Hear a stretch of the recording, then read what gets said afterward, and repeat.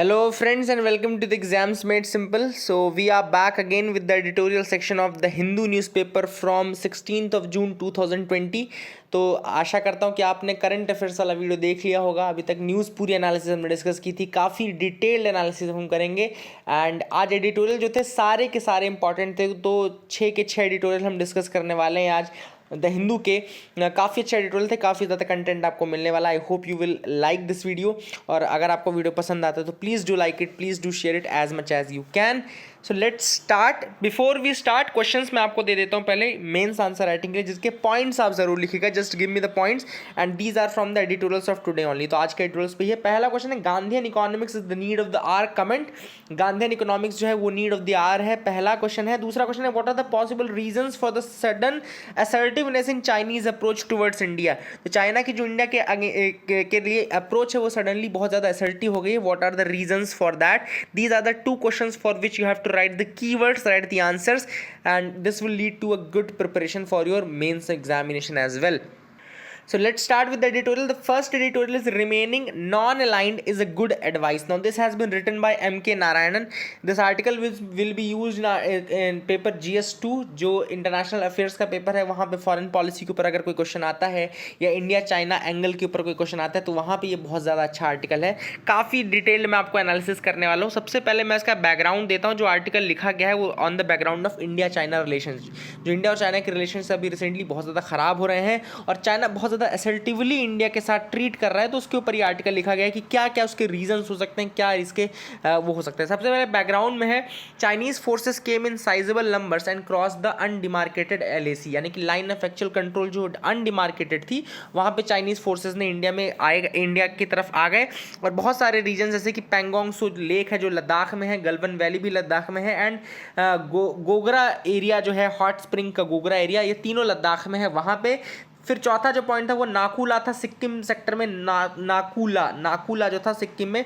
तो इन पॉइंट्स में बहुत ज़्यादा एंट्री उनकी हो गई, ठीक है ना। फिर बातचीत चली, जो कमांडर लेवल की बातचीत थी वहाँ पे जनरल लेवल पे बातचीत हुई। उसके बाद पार्शियल डिसंगेजमेंट, एक ऑफिशियल जार्गन टर्म हमको देखने को मिला जिसमें कहा गया कि पार्शियल डिसंगेजमेंट किया जाएगा ना। ये जो टर्म है, सबसे पहले ऑथर ने कहा कि बहुत ज़्यादा कंफ्यूजिंग टर्म है, क्योंकि इससे ना आपको ये पता चलता है कि कौन से एरिया चाइनीज़ छोड़ने वाले हैं या कौन से एरियाज ऐसे हैं जहाँ पे चाइनीज़ रहने वाले हैं, whether they will withdraw from the Pangong Tso lake region any time soon और नॉट। तो ये सारे क्वेश्चन जो है अभी भी अनआंसर्ड है कि क्या है मतलब पार्शियल डिसंगेजमेंट का क्या होने वाला। तो these are the background points regarding this article, जिसके बिहाफ में आर्टिकल लिखा गया है। नाउ ऑथर ने बहुत इंपॉर्टेंट बात कही है। सबसे पहली बात यह है कि India needs to undertake a detailed analysis of the recent events. सबसे पहले इंडिया को डिटेल्ड एनालिसिस करना चाहिए और रीजंस पता करने की कोशिश करनी चाहिए कि what could be the reasons for such an assertive behaviour by China. क्यों चाइना इतना ज़्यादा असर्टिव बिहेवियर है? तो जो इमीडिएट कॉज सामने आता है वो है creation of infrastructure in the border area. जैसे कि इंडिया ने दारबुक श्योक दौलत बेग ओल्डी रोड बनाने का काम शुरू कर दिया। This angered the Chinese, this was the immediate cause. अब ये रीजंस याद करते जाओ, लिखते जाओ। पहला पॉइंट है दारबुक श्योक दौलत बेग ओल्डी रोड का जो कंस्ट्रक्शन था, this angered the Chinese, this is the first point which is there, ठीक है ना। And this assertiveness is the new post pandemic foreign policy of China. Post pandemic यानी कि जो पोस्ट कोविड-19 पॉलिसी है काफ़ी ज़्यादा असर्टिव रही है चाइना की, उसी को और ज़्यादा वेट यहाँ पे है। नाउ ऑथर ने यहाँ पे कहा है कि there are far weightier reasons for this India Chinese actions. तो चाइना के एक्शंस के लिए और ज़्यादा भारी भरकम रीजंस हैं, एक एक करके हम वो सारे डिस्कस करेंगे। Let's see that. बट जो बिहेवियर चाइना शोकेस कर रहा है, जो बिहेवियर चाइना दिखा रहा है, that is against the Wuhan spirit. जैसे कि वुहान में इंडिया और चाइना का जो समिट हुआ था वहां पे काफी ज्यादा कॉर्डियल दिख रहे थे, वो काफी ज्यादा कोऑपरेशन की बात कर रहे थे, कोलैबोरेशन की बात कर रहे थे, लेकिन जो ये एक्शन है ये बिल्कुल उसके अगेंस्ट है।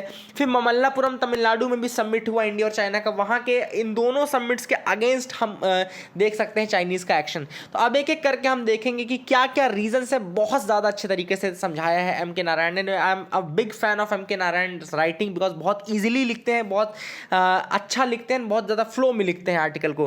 तो सबसे पहले बात, जो पहला रीज़न है वो है जियोपॉलिटिकल रीज़न। सबसे पहले अगर हम देखें तो इंडिया ने हमेशा से नॉन अलाइनमेंट की बात की कि हम नॉन अलाइंड है, बट अगर आप इंडिया को देखो तो they are influenced by America a lot, and उनका एक शिफ्ट, एक टिल्ट आपको अमेरिका की तरफ देखने को मिलेगा। फॉर एग्जाम्पल अगर आप देखो तो इंडिया जो है वो क्वाड ग्रुप का मेंबर है, जिसमें US, Japan, Australia and India है। US, Japan, Australia and India, this is the quad group. अब इंडिया इसका मेंबर है, चाइना इसका मेंबर नहीं है। ये ग्रुप बनाया ही चाइना को टैकल करने के लिए गया है, तो ऑब्वियस सी बात है चाइना इसके अगेंस्ट काम करेगा ही करेगा। दूसरा, G7 को एक्सटेंड करके G11 बनाने की बात अभी की गई थी हाल ही में, उसमें भी आपके इंडिया को तो एक्सेप्टेंस मिला, बट चाइना को उससे एक्सक्लूड किया गया, तो चाइना उस चीज़ से भी बहुत ज़्यादा खुश नहीं था। तो ये पहले तो रीजंस आपको दो मिल गए जो आपको जियोपॉलिटिकल रीजंस है, जिसके कारण कि चाइना का असर्टिवनेस इंडिया के अगेंस्ट बढ़ रहा है। दूसरा, अगर हम देखें तो India is almost the last hold out in Asia against the China's belt and road initiative. अगर इंडिया देखो तो लास्ट ऐसी कंट्री है एशिया वाले रीजन में जिसने कि BRI यानी कि बेल्ट एंड रोड इनिशिएटिव का अपोज किया है। दूसरा, अगर इंडिया, चौथा पॉइंट अगर आप देखो तो वह है कि CPEC यानी कि चाइना पाकिस्तान इकोनॉमिक कॉरिडोर का अपोज करने वाला इंडिया कंट्री। क्यों? क्योंकि गिलगित बाल्टिस्तान से ये पास होता है, इंडिया ने हमेशा से ये होल्ड किया है कि गिलगित बाल्टिस्तान उसका हिस्सा है, इस कारण से वो CPEC के अगेंस्ट है। तो ये चौथा पॉइंट है। देन अगर हम देखें फिफ्थ पॉइंट, तो इंडिया अभी ऐसी कंट्री थी जिसने कि चाइनीज फॉरेन डायरेक्ट इन्वेस्टमेंट को मना कर दिया था।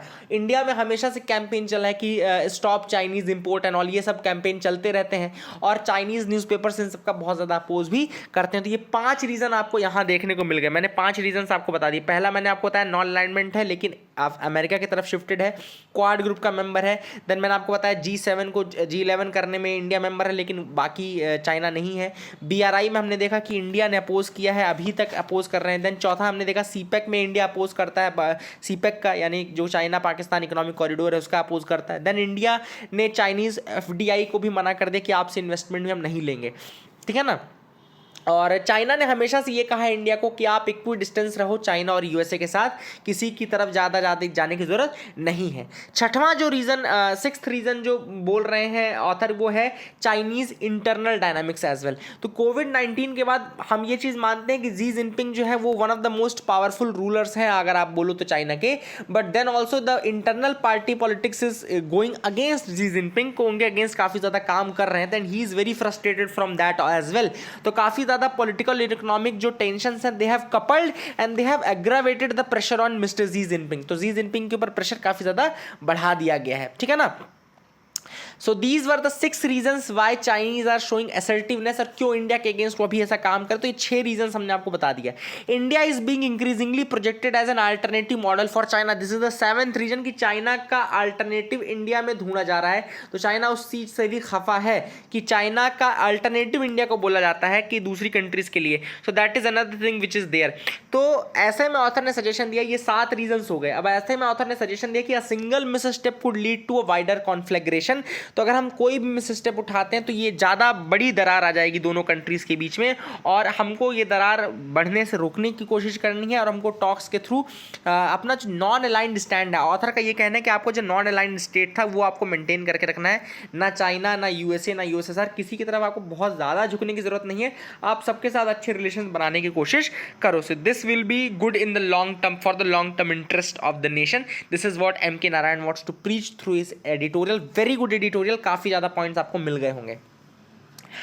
अगला आर्टिकल देखते हैं, in pandemic crisis bridging the gulf with West Asia. अब ये आर्टिकल जो लिखा गया है वो इंडिया की फॉरेन पॉलिसी में वेस्ट एशिया या गल्फ रीजन का जो सिग्निफिकेंस है उसके बारे में बताया गया है। तो सबसे पहले ये सिग्निफिकेंस क्यों है, सबसे पहले तो हमारे यहाँ के बहुत सारे वर्कर्स वहाँ पे काम करते हैं, तो पीपल टू पीपल कॉन्टैक्ट के लिए भी बहुत ज़्यादा इंपॉर्टेंट है।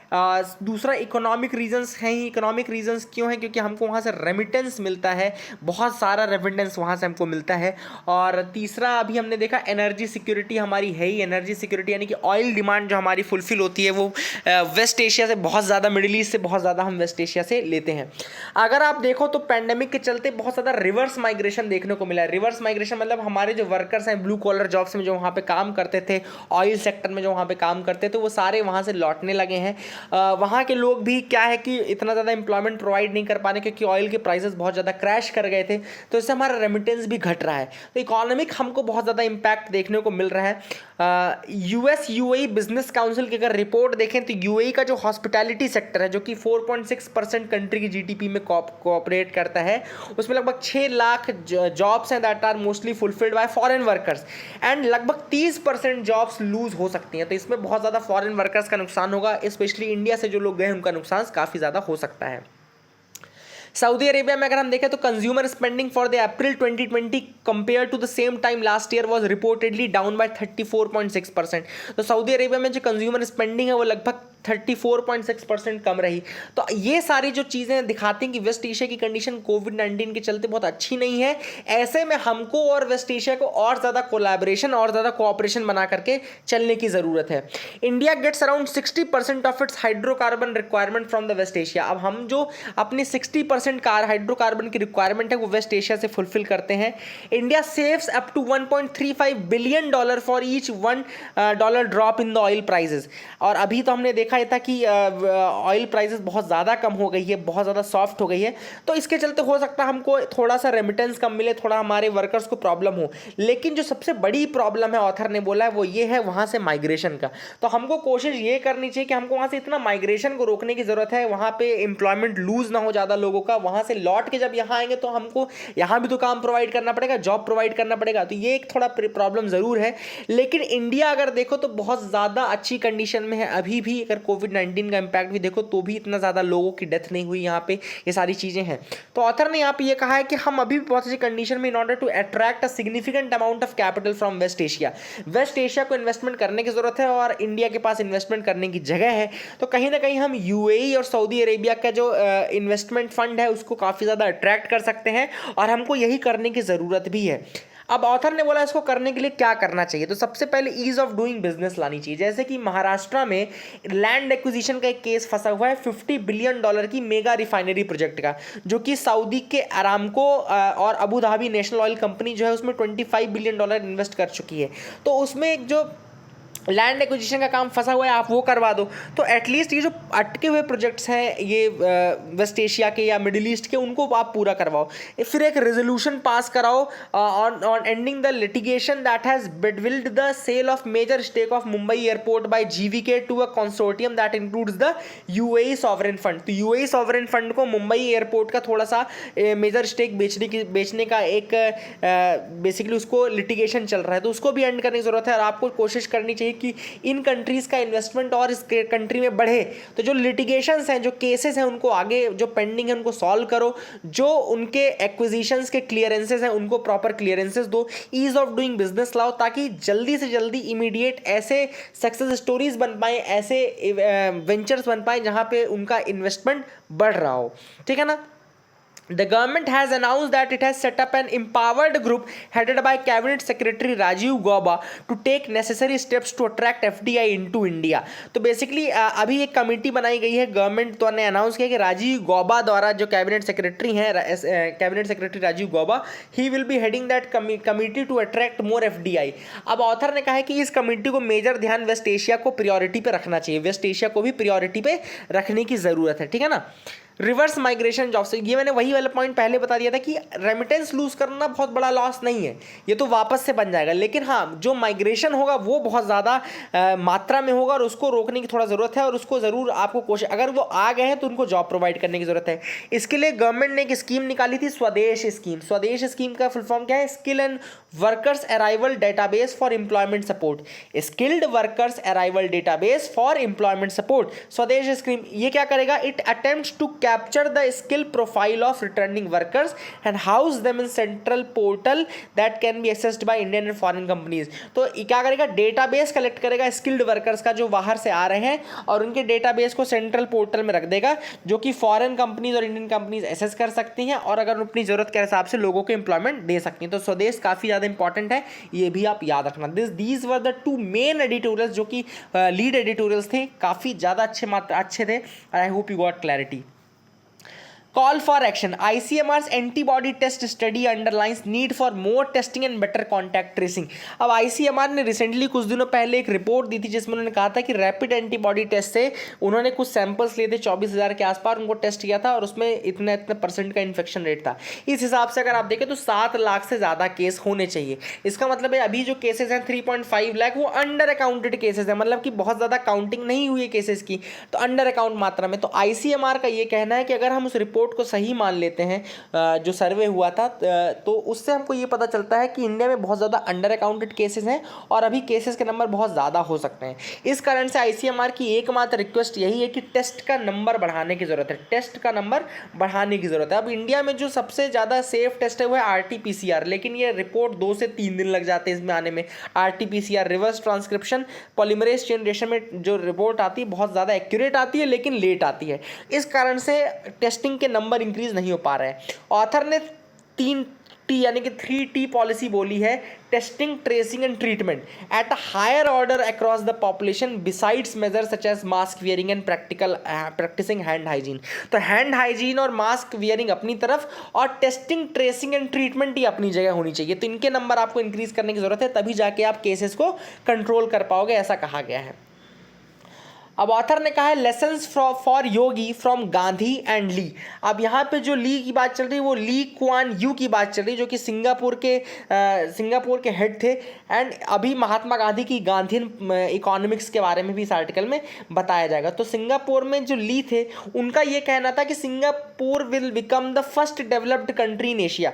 उन्होंने ये डिक्लेयर कर दिया था कि Singapore will become the first developed country in Asia when it was founded in 1965। 1965 में उन्होंने डिक्लेयर कर दिया था कि एशिया की पहली डेवलप्ड कंट्री बनेगी। तो उन्होंने बहुत सारे मेजर्स लिए और उनमें जो सबसे इंपॉर्टेंट मेजर था वो था कि पर कैपिटा इनकम जो सिंगापुर के लोगों का है, सिंगापुर के जो मेजर सिटीजन्स हैं उनकी पर कैपिटा इनकम बढ़ाने की ज़रूरत है, ठीक है ना, उनकी पर कैपिटा इनकम बढ़ाने की ज़रूरत है। तो he did not have any natural resource, Singapore के पास कोई नेचुरल रिसोर्स, ऑयल, मिनरल, इस तरह की वेल्थ नहीं थी, लेकिन फिर भी वो सिटीजन्स के पास पैसा लाने के लिए बहुत ज़्यादा कोशिश उन्होंने की। उन्होंने बहुत ज़्यादा कंट्रीज से बात की, उनको बोला कि आप यहाँ पे मैन्युफैक्चरिंग वो बनाओ, अपने फैसिलिटीज़ बनाओ और सिंगापुर के लेबर का यूज़ करो ताकि यहाँ के लोगों का जो इनकम है वो बढ़ पाए।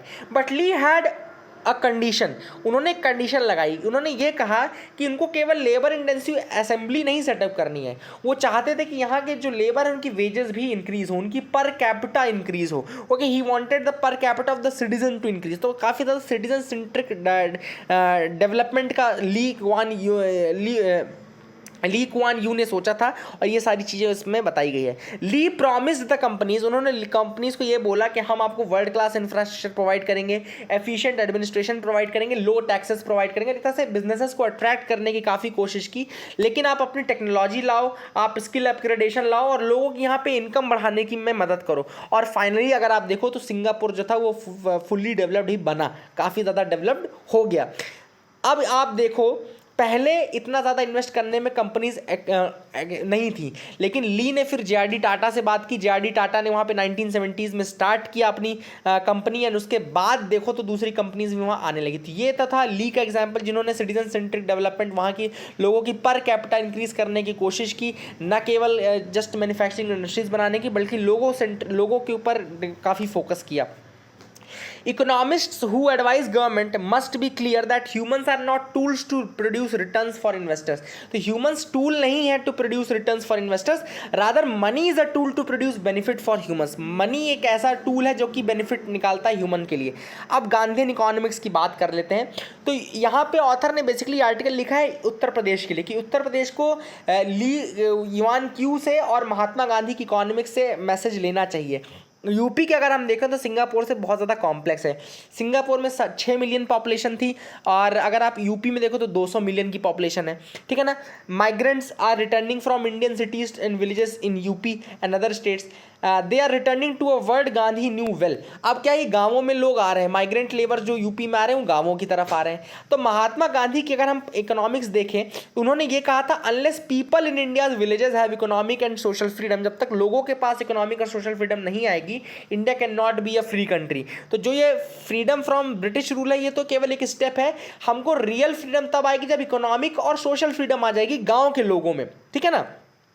तो Gandhi ji is often dismissed as an impractical romantic, उनको इनप्रैक्टिकल रोमांटिक कह दिया जाता है। लेकिन अगर गांधी की इकोनॉमिक इकोनॉमिक एडवाइसेस को हम ध्यान दें तो उन्होंने काफ़ी ज़्यादा बोला है कि इंडिया के विलेजेस की प्रॉब्लम्स को दूर करो।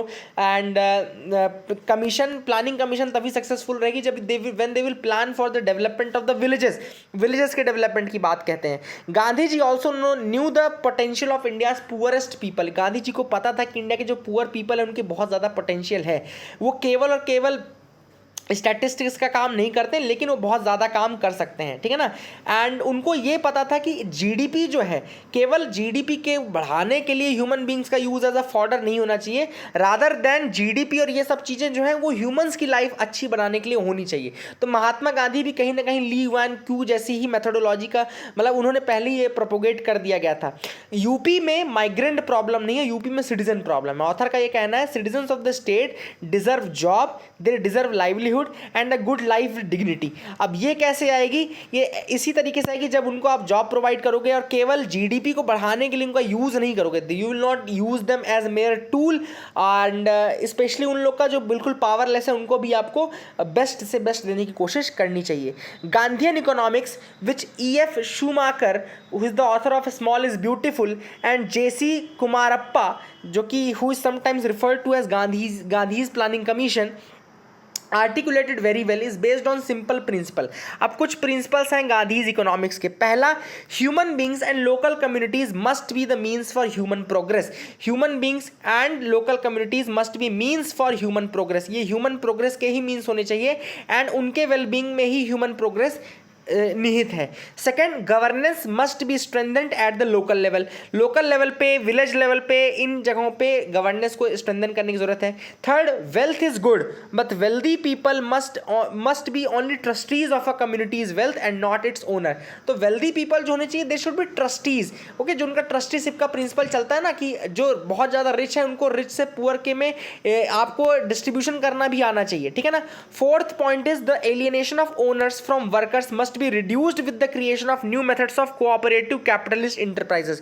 तो cooperative capitalist enterprises की बात की है, not remote capitalist, मतलब जो कैपिटलिस्ट और वर्कर्स के बीच का डिफरेंस उसको दूर करने की जरूरत है एंड कोऑपरेशन में दोनों टेंडम में दोनों आगे बढ़े ऐसे प्रयास करने की जरूरत है। तो दिस वाज द एडिटोरियल, काफी ज्यादा अच्छा आर्टिकल था ये and I hope you got clarity regarding that. Helping the helpers, अब ये जो आर्टिकल है ये डोमेस्टिक लेबर्स के ऊपर, डोमेस्टिक हेल्पर्स के ऊपर लिखा गया जो घर में काम करते हैं। तो ये काफ़ी ज़्यादा बड़े नंबर में है और कोविड-19 में बहुत ज़्यादा इनके ऊपर डिस्कशन नहीं किया गया। चाहे पैकेजेस की बात की गई तो स्ट्रीट वेंडर्स के लिए पैकेज आया, कंस्ट्रक्शन साइट के लेबर्स के लिए पैकेज आया, लेकिन इनके लिए कोई अलग से पैकेज नहीं आया। लॉकडाउन जब शुरू हुआ था तो अपील्स की गई थी कि एम्प्लॉयर्स अपने घरों के जो काम करने वाले सैलरीड एम्प्लॉयज़ हैं, नौकर्स हैं, डोमेस्टिक वर्कर्स हैं, इनको ना निकालें, लेकिन फिर भी लोगों ने ऐसा नहीं किया, ऐसा नहीं माना। एंड 89% वर्कर्स का ऐसा कहना है कि they were not paid at all in April. On ground report यही सजेस्ट करती कि बहुत ज़्यादा बुरी कंडीशन थी डोमेस्टिक लेबर्स की, उनको पैसे नहीं दिए गए, पैसे दिए गए तो किसी को निकाल दिया गया, किसी को निकाल दिया गया तो वापस आने के लिए नहीं बोला गया, किसी को यही श्योरिटी नहीं है कि वापस बुलाएंगे कि नहीं बुलाएंगे, और कुछ लोगों को मना ही कर दिया गया कि अब आप वापस मत आना। तो बहुत सारे ऐसे डोमेस्टिक वर्कर्स हैं जिन्होंने अपने जॉब को लूज़ किया है। सर्वे अगर हम देखें तो 44% वुमेन जो हैं डोमेस्टिक वर्कर्स की, they reported having had to borrow money to ride through the lockdown period. Lockdown period में घर जाने के लिए भी उनको पैसे मांगने पड़े। ऐसा 44% डोमेस्टिक वुमेन जो वर्कर्स काम कर रही हैं उनका ऐसा कहना है, ठीक है ना। उसके बाद जो दूसरे प्रॉब्लम्स हैं, to make the thing worse according to the participants of the survey rents have not been forgone but deferred. Rents भी उनके माफ़ नहीं किए गए बट थोड़ा डिले कर दिए गए ज़रूर। ड्यूज़ जो थे उनके रेंट, वाटर, इलेक्ट्रिसिटी, ये भी उनको पे करना ही पड़ेगा जैसे ही लॉकडाउन ख़त्म होगा। तो ये सारी चीज़ें और ज़्यादा परवेजिव हैं और उनको और ज़्यादा मांगना पड़ रहा है लोगों से, बहुत ज़्यादा ड्यूज़ उनके ऊपर आते जा रहे हैं, काम में उनको पैसा मिल नहीं रहा, ड्यू उनके ऊपर बढ़ते जा रहे हैं। तो शहरों में रहना बहुत ज़्यादा महंगा पड़ गया। इसके अलावा related dimensions of job status and income are not very encouraging either. 25% of the workers are saying they were asked not to return. 25% workers का कहना है उनको वापस नहीं बुलाया गया। बाकी के 25% ने कहा they are unsure if they would be called back or not. तो जॉब स्टेटस भी बहुत ज़्यादा इनका लिम्बो में चल रहा है, जिसमें क्लैरिटी नहीं कि ये इनको जॉब मिलेगा भी कि नहीं मिलेगा। These workers, despite the hardships, haven't left the cities and don't intend to do so. इनको ये उम्मीद है अभी भी कि ये जब लॉकडाउन ओवर होगा तो इनको नौकरी दोबारा मिल जाएगी, दोबारा ये वापस आएंगे। Need for health insurance. अब ऑथर ने सजेशन दिया है कि एक हेल्थ इंश्योरेंस की ज़रूरत है अगेंस्ट कोविड-19 for every domestic worker. It is the only way the government can formally recognise the risk involve in their job and the problem that an infection can cause to their lives. But for this to happen, they will first have to be recognized and workers have to be enrolled in government registers. तो पहले उनको recognise करने की जरूरत है, उनको government registers में entry करने की जरूरत, तब जाके तो आप उनको इंश्योर कर पाओगे, ठीक है ना, इंश्योरेंस उनको दे पाओगे. And it is both a need as well as an opportunity to extend and strengthen the frayed and mostly absent social protection net. तो ऑथर का ये कहना है कि जो सोशल प्रोटेक्शन नेट मिसिंग है फॉर दीज डोमेस्टिक वर्कर्स, उसमें उनको इंक्लूड करने का बहुत अच्छा अपॉर्चुनिटी है and government should not leave this opportunity. और ऐसे जो कमज़ोर लोग हैं उनको बिल्कुल छोड़ने की ज़रूरत नहीं है, उनकी रादर उनकी हेल्प करने की ज़रूरत है. This is what the author wants. तो this was it from the editorial section. I hope you got clarity and that is it for the day. Thank you and have a nice day.